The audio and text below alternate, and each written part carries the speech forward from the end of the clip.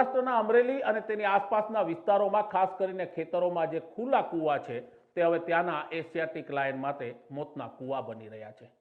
એક સપ્તાહની અંદર બીજી વખત એવી ઘટના સામે આવી છે કે એક સિંહણ ખુલ્લા કૂવામાં ખાબકી હતી।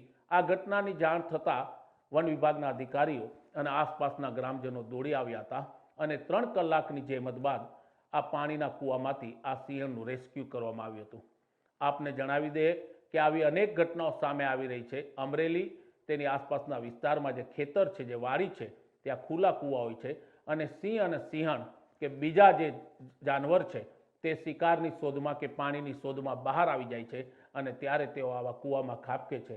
અનેક કિસ્સાઓમાં સિંહ અને સિંહણના મોત થયા છે, પણ આ કિસ્સામાં રાહતની વાત તે રહી કે વન વિભાગે તેમનું રેસ્ક્યુ કર્યું હતું। પણ એક વાત છે કે જે રીતના ઘટનાઓ ઘટી રહી છે તેને કારણે ક્યાંક ને ક્યાંક પર્યાવરણ પ્રેમીઓનો આરોપ છે કે વન વિભાગ ઘોર બેદરકારી દાખવી રહ્યું છે।